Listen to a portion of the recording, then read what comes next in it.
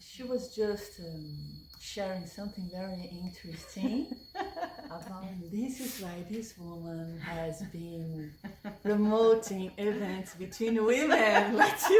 Hello guys, I am Wya. I'm here today with Nathalie Abraham here in Thailand, Kopangan, and the Valentine's Day in Brazil is arriving soon, and I felt inspired to call her for a little interview to share something that I could experience with her in a workshop a few months ago, and that was really precious as person and as psychologist to be closer to these tools of communicating with people you like, you love, you feel attraction, to have a space where it's more safe to see what fits for you. I'm already putting words in her speech, but let's see what comes from this interview. Mm-hmm. So, hello, Nathalie. Thank you for having me.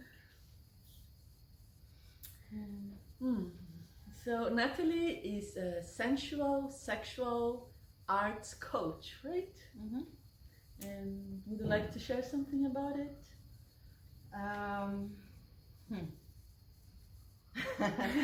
No. You can look at website and Facebook and stories. You don't need words. You will see it's not just for fun, but it's a lot of fun. And we are like, well, I see as a person, a woman, and as a professional, that communication between people, especially when we are talking about intimacy, it's something really important and precious to create a safe space where we can have an idea of what's going on. And Nathalie has some nice knowledge and understanding about it, so I felt really inspired to invite her to bring a little bit of it to us, how and why it's so important to create this safe space and how we can make it happen. Yeah, creating safety is something you cannot buy, it's like you either feel safe or you don't, okay? So creating safety between two people, especially two people in intimacy, I discovered that one of the main tools of doing that is actually as simple as communication, and communicating many different parts of ourselves that are maybe hidden, being vulnerable, allowing yourself to be vulnerable, allowing yourself to be seen, and allowing another to see you in everything that is alive in us right now. This is what creates intimacy. True intimacy is when you let go of all the walls that you build and your fears of exposing them, and finding this safe space to present your lover, your partner, with everything that is alive in you, and from creating this ball or space of intimacy, and you feel like you have been heard. This is where safety is beginning. This is the creation of a safe space when I can be heard and not judged. Yeah, so the how. I like to always focus on a few different subjects when I'm sharing myself with a lover, and and some of them are maybe challenging to talk about. Sometimes we really need to think to ourselves even what they are, because I think a lot of people don't naturally realize what is going on inside of them when they are becoming intimate with a partner. So what are the tools that you would suggest to improve the communication? Right. Yeah, there's a few different methods or things that I like to talk about in intimacy with a partner that really express all of the voices that are going on inside of me. And I see that they can also be related to the relationship in general, and they can also be specifically for our bedroom play. So, for example, so the first thing that I like to talk about are fears. What are our fears? So if I'm talking about fears to my lover, it could be the fears of everything that is going on with us right now, or it could be the fears of, now we're going to go into the bedroom. What are my fears there specifically? So some examples of fears would be, I have a fear that you will fall in love with another woman. You know, it's a classic fear that many women in relationships go with and out of relationships too. I have a fear that I'm not sexual enough for you. Another classic fear for women. I have a fear that being vulnerable or showing you my wounds will be disgusting for you, and you will not like me as much. You know, so these are many different kinds of fears that you can talk, and I'm sure that there are tons and tons of fears that are alive in us, but we just keep them as hidden fears. And the minute that you can bring them out and share them, then there is a common understanding that, okay, this is alive in you, you know, and I can see that how this behavior might trigger that fear in you. So it doesn't need to be talked about or conversed too much, but it's just sharing. I'm just sharing with you my fear, and you're just listening. You know, there's not a conversation here. Now you can do exchanges, like I share my fears and you share your fears, and then there's like a common conversation that happens. Or you can say everything that you want to say, and then after that, the other person is going to repeat if he wants to share. So fears is the first thing that I like to talk about. And then boundaries. So again, my boundaries out of the bedroom. Like, I have a very weird boundary that I say all the time, and it could be as small as, when I'm sending you SMSs on WhatsApp, do not send me back thumbs up. I hate it. It's like when I see thumbs up on my WhatsApp, it cringes me. I cannot. My first boundary in every relationship is like, do not, no hands, not this, not any of those, maybe this, but that's it. Minimum. No hand emojis, you know. So it could be as small as that, you know, or it could be, tonight I do not want you to penetrate me. Like, I want to be sexual with you, I want to explore sensuality with you, but I do not want to be penetrated, you know. So the range of everything that we are sharing is so wide. It doesn't need to be just the big things. It could be like, please don't send me hand emojis, you know, they annoy me. Or like, you know, when I send you messages, I really prefer that you respond within a few hours. Like, I hate it when I need to wait 24 hours or 48 hours for a response. If you cannot talk to me, amazing, but just say, babe, I cannot talk right now, we'll talk in a few days or whatever. Like, that is a boundary that you put, instead of being in this space of, oh my God, what does it mean? He doesn't like me, doesn't care about me, he's not thinking about me, but he's just really busy or whatever. Like, just communicate that. I don't need you now to answer a full message of everything that I wrote to you, but just acknowledge me. You know, I need acknowledgement. So you just figure out where you are missing things, and then you communicate that in a really simple way. Yeah, so the boundaries. And then we have desires. So again, out of the bedroom, it could be everything. I really want to dance with you. I really want to play in the rain with you. I really want to cook with you. I really want you to take me to your mother's house for dinner.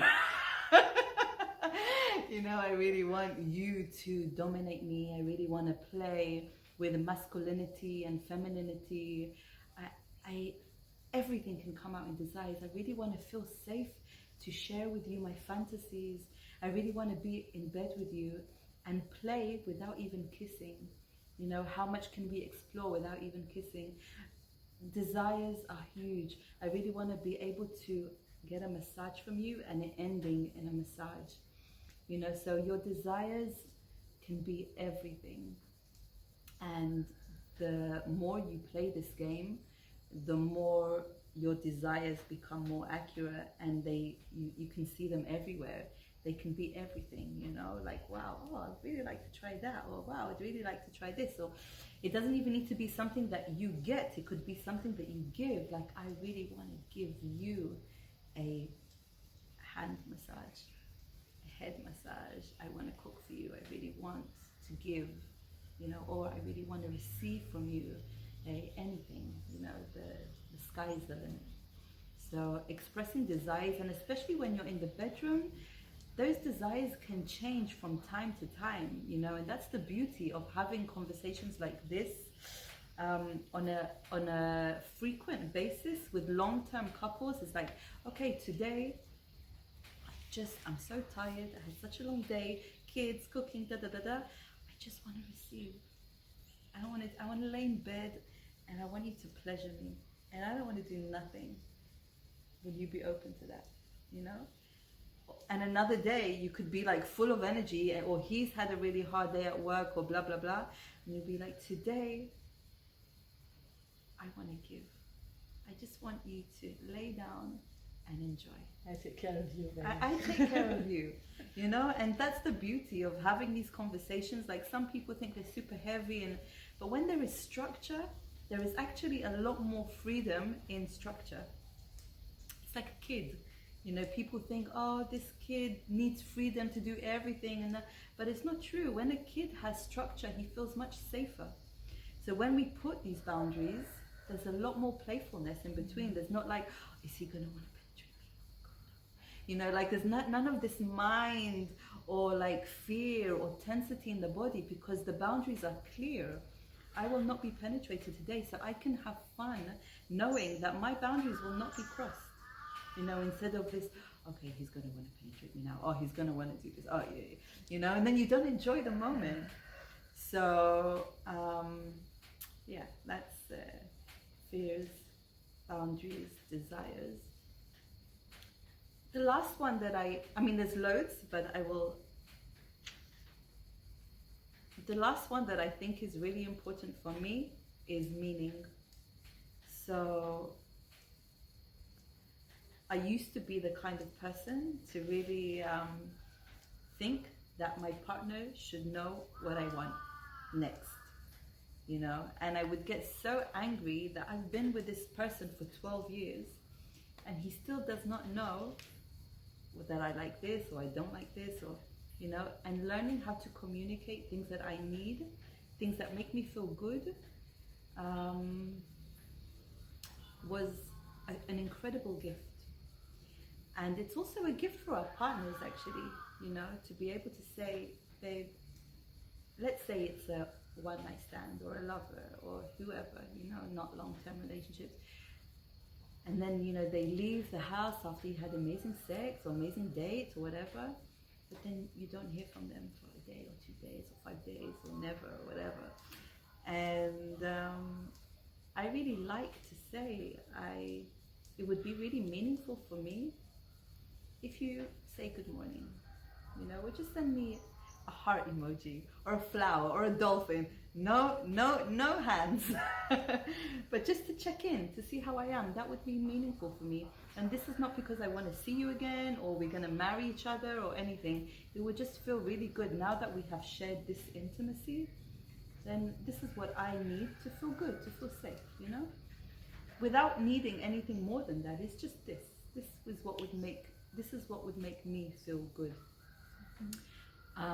So yeah, or, you know, in any kind of relating, long-term, short-term, after we have sex, I really need 10 minutes of hugging. You know, that's what makes me feel safe. That's what makes me feel good. So it's just understanding what you need to feel good and safe, and being able to express that. And it could be from the smallest thing, like an emoji in the morning, and be like, oh, you remembered me. Or like this place of feeling nurtured, you know, and safe and cuddled and comforted. And it's really amazing to understand that and to be able to communicate that. And I think it makes it much easier for your partner, instead of guessing what he thinks you need after anything, after dinner date, after cooking, after, you know, so many experiences and moments in life, to be able to share, this is what is meaningful to me. Because many times they have different love languages. He is trying to cook for me to show me his love, but I don't really receive that as love. I need touch as love. I need gifts as love. I need words as love. So the more that you are able to express how you receive love, it's a game changer, really. Yeah. It gives the space for so many reflections on these things. Wow. Okay. Yeah. So, and just to finish, what comes to me is that when you know that your partner has space to say what they don't like, what he doesn't like, you feel safe also to explore, because you don't need to think, is he liking or is she liking it? Am I being invasive? Or, because you trust that the person will say what it needs and what's okay, and then you can be more free. And that creates safety when you know you can trust your partner because he knows how to say no. That creates safety. Yeah. The right place of the no and the yes, and all the freedom in between that comes from. Okay, so to finish this amazing conversation that really touches in different places and resonates with many questions.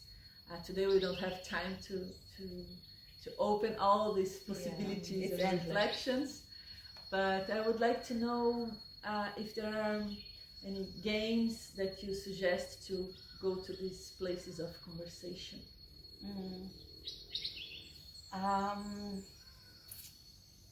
I guess there are many games, I will say. Okay, so as an introductory game, there's a game called the 3-minute game, and it's not really talking about much of what we spoke about today, but it is practicing this space of communicating and asking for what you want, actually. And this is like the beginning of being able to vocalize something inside of us. So it starts like this, and then slowly we can go up into this conversation you can have as a game. You know, okay, let's have this talk. What are your fears? What are your boundaries? What are your desires? Like, this is a conversation. But as a game, which becomes a little bit more juicy and a little bit more playful. So there's this 3-minute game where there is the boundary of time. Okay, 3 minutes. And there is an alarm clock. And so the first person is lying on the bed, and they are asking the partner, so let's say it's you and me, so you are laying down on the floor and you are telling me how you would like to be touched for 3 minutes. So we can talk about areas. So I just want to be touched on my arm or on my legs or on my head, or from my head down to my whatever, you know, like you can really play. You only have 3 minutes. And we are also going into the type of touch. So I really like soft and slow touch, going up and down. Some people like circles, some people like more firm touch. Like, it really depends on what you need in that moment. Sometimes when I'm feeling really airy and I really need more grounded touch and stronger touch. So you can ask for anything you want. You have 3 minutes, and your partner, if he agrees with everything that you are asking for, of course, then he will give you what you asked for 3 minutes. And so the alarm goes on, you can put some music on in the background, and for 3 minutes it really feels like longer, and it's amazing. And you are just receiving, and I am just giving you everything that you just asked for. And then we swap.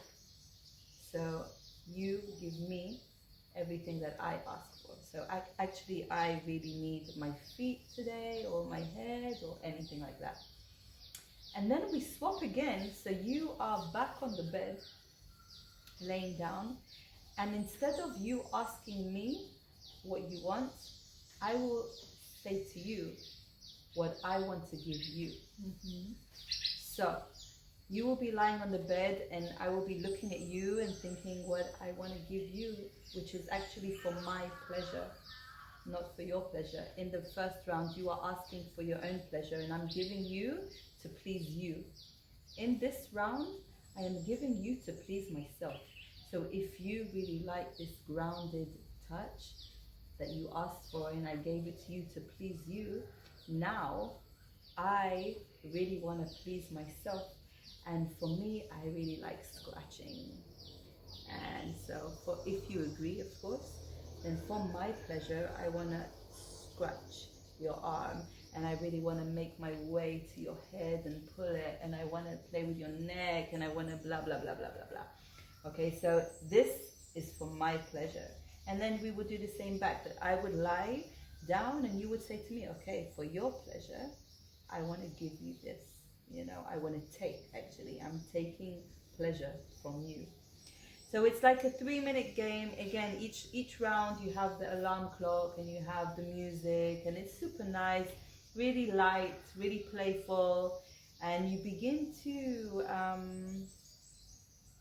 play with vocalizing what I like, what are my desires. And the more you play with that, the more you realize, okay, well, actually, I have this desire too, and this desire too, and like quickly 3 minutes, blah, blah, blah, blah, blah. Okay, another 3 minutes, okay, and it's like, it goes on, and it's so much fun, and you can play for hours on this, and you can really go wild with your imagination. And it's really nice that there is a structure of 3 minutes, so there's no, okay, this is going on for too long, I'm giving this for too long, I'm receiving this for too long. It's like 3 minutes. It's amazing. It's amazing for everyone in the story, and you can really do a lot with it. You can play with food, you can play with ropes, you can play with wax, you can play with many things, the role playing. So Okay, so thank you, Nathalie, for today. Thank you for having me. I hope this conversation can bring nice seeds for all these reflections and for the practice of it in this Valentine's Day. Happy Valentine's Day. And the Valentine's year. And for who is alone, you can do with the mirror. Self-pleasure is very important. Self-pleasure. Self-pleasure. Okay. So, thank you. not with hands. In person, it's okay. We don't have corona here. Yeah. Thank you, dear. Thank you. No thumbs for her, okay? Don't forget. You can write her, oh, it was good, I like it this, but no thumbs. For me neither.